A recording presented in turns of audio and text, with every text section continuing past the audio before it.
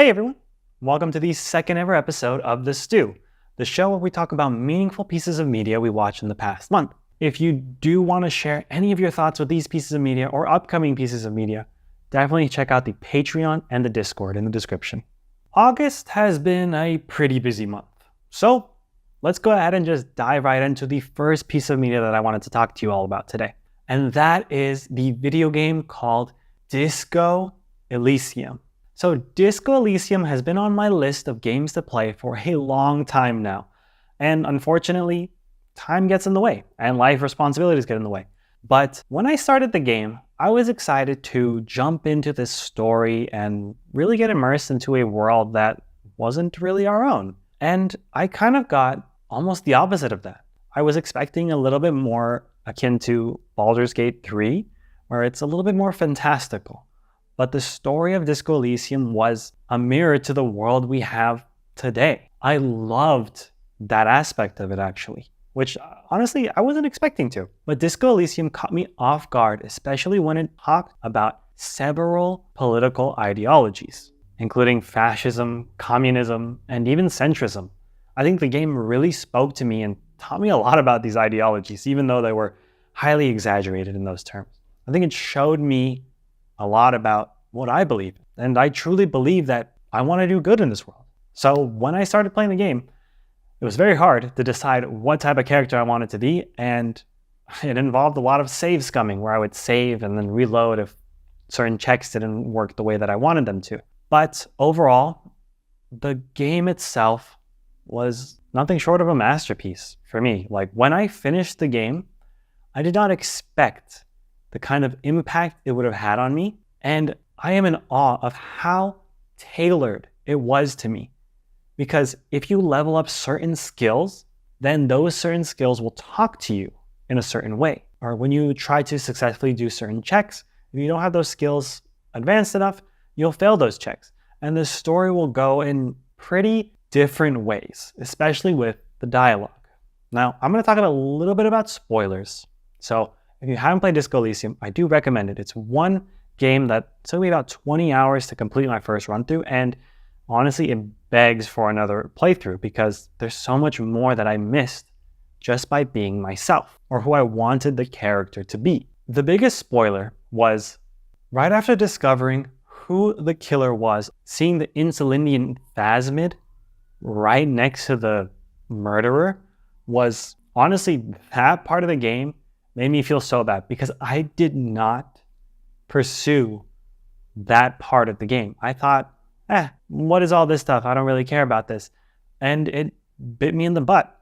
And the game really did that a lot because there was a lot of things that I wished I would have done before I moved on. In fact, I progressed to the main story and all of a sudden there was a time where I needed my gun and I didn't have my gun. And I was like, oh crap. And I feel that it's also a metaphor for life because the way I've been handling a lot of my circumstances and media is trying to get through it so I can move on to the next one. It often feels like I've sped through life because I've gone through this whole adventure and I haven't stopped to smell the roses. I haven't stopped to question people about certain things. I've just been like, this isn't important to me. I'm going to move on. And often that leaves your life much less fulfilling. So I really love that. Side note, but the writing in the game is so good. It is so good, and the voice acting is top tier. I don't understand how this game was made because the quality of it is extremely high. And I cannot recommend this game enough, but knowing how the original creators got shafted by the company, which is very ironic considering the game's material, but also terrible, makes me feel like I can't recommend this properly because of what happened. But I do want people to play it. But I don't want people who take advantage of people to win. But anyway, I loved the writing, and the views on both fascism, centrism, and communism are incredible. Like, I think it pokes a lot of fun at all of them.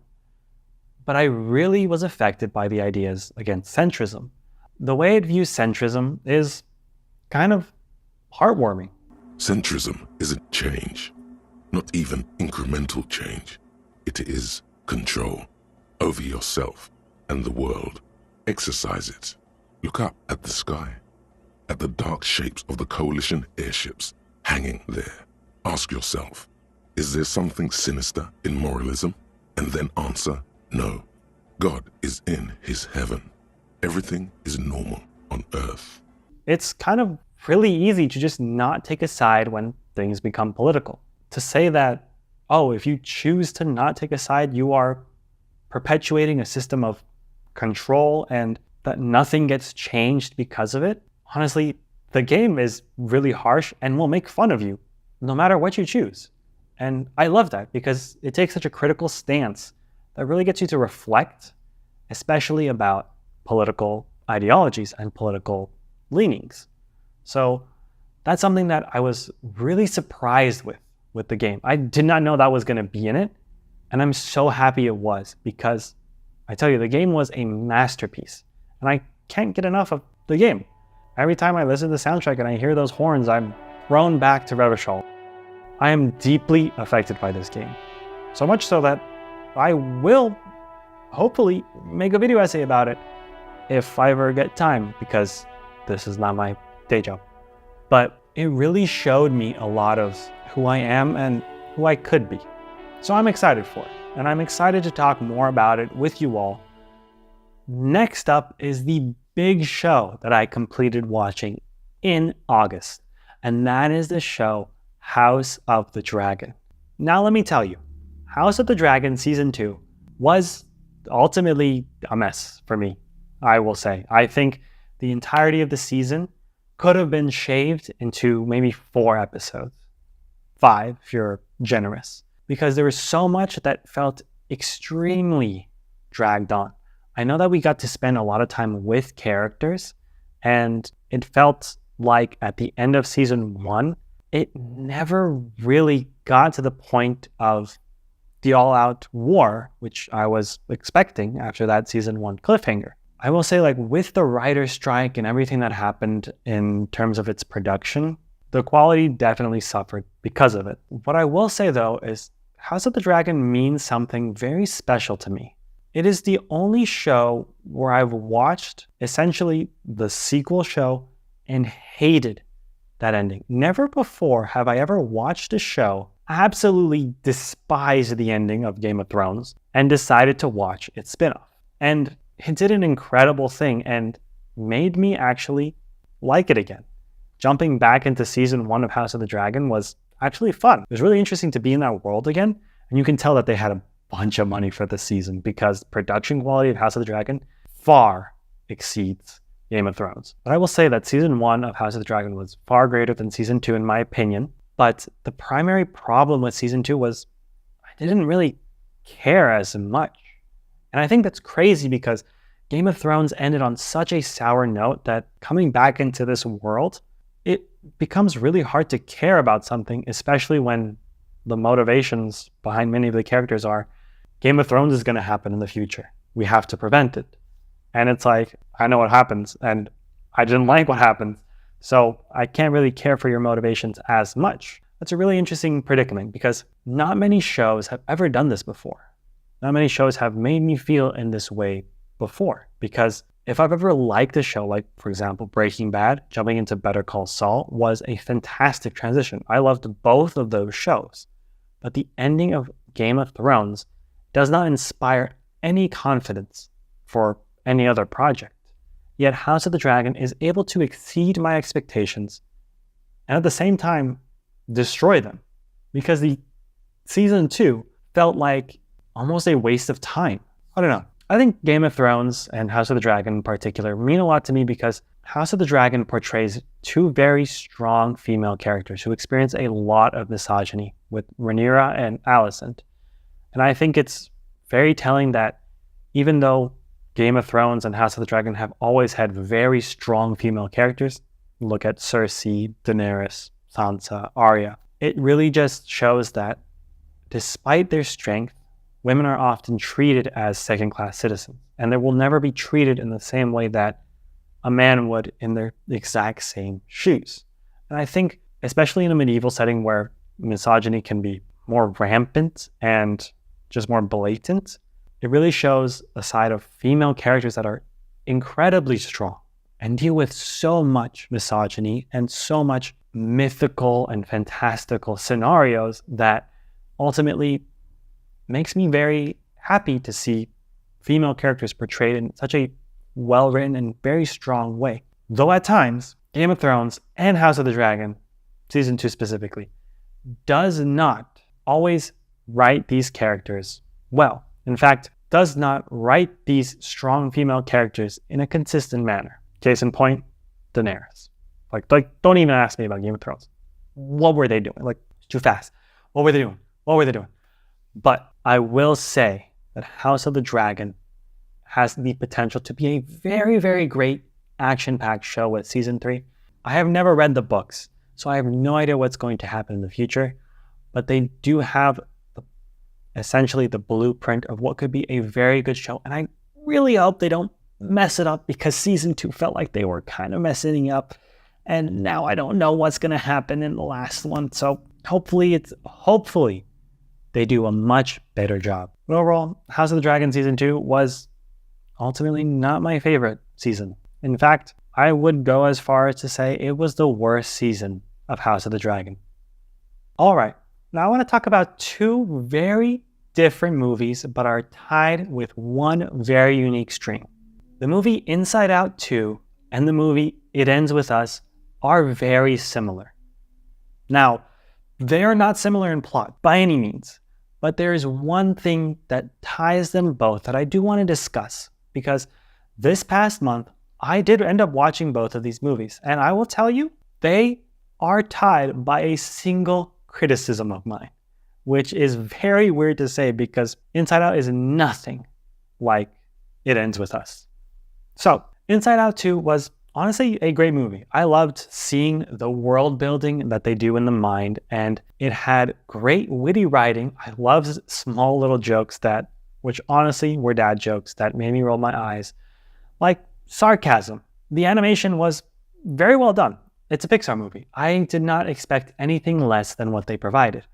But I will say, in the same vein as It Ends With Us, Inside Out 2 took a very complicated subject matter, the subject matter of growing up and developing new emotions, like having anxiety and envy, and it took those very complex ideas, emotions, and it boiled it down to a very simple story. Inside Out 2 felt like a children's story, which it is a children's movie, and I don't think that is any criticism that can be entirely valid. But I will say it dumbed down these very complex situations in a simple manner that oversimplifies what it really means to have things like anxiety, envy, and it doesn't paint these things in a very serious manner. Anxiety is introduced, and by the end of the movie, it's resolved. And Riley's story, where she develops anxiety, has an anxiety attack, and her emotions decide like, hey, let's all work together, is over the span of 3 days. And these emotions, especially anxiety, doesn't happen because you just hit puberty. Anxiety happens through a lot of reasons, often which are related to heavy, deep trauma that an individual has gone through. Because trauma leads to you feeling like you aren't enough, like the world is ending, and like everything around you is failing.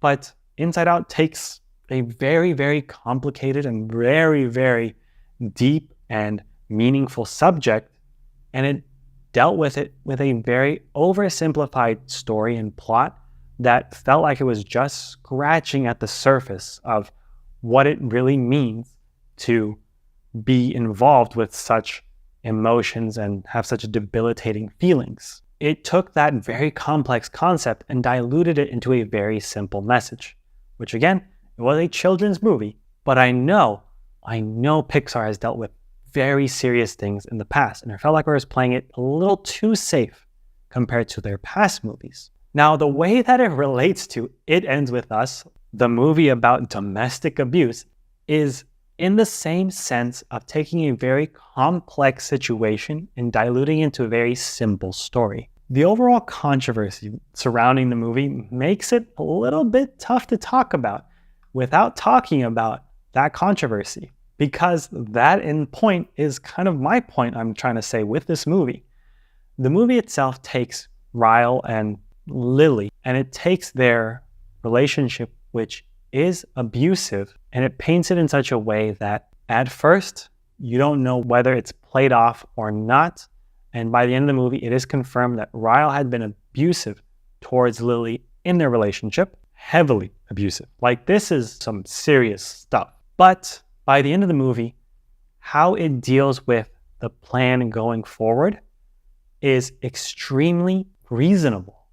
And I feel like that's the thing that made the entire movie crumble, because abuse and domestic violence isn't reasonable. There is no point in making a character very, very good and you're seeing them like, oh, this is a very good person, and he does horrendous things. But him doing horrendous things, hey, he's reasonable at the end. He doesn't pursue Lily and his daughter in such a violent manner anymore.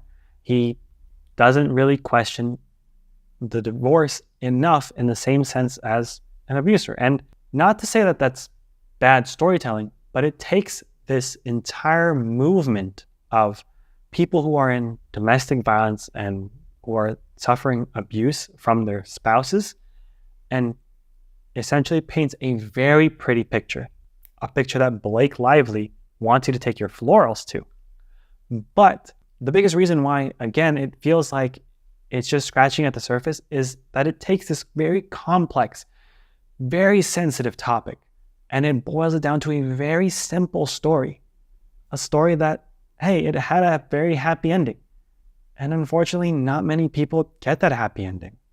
How many people are able to break free? And some still suffer. So if you or anyone you know is suffering, please try and go seek help in any way that is safe for you to do so. Please check out any resources that I provided in the description, and please try to get some help.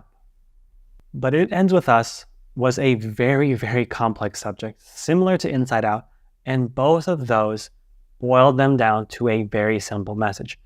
Now, don't get me wrong, it does not make these stories any less valid.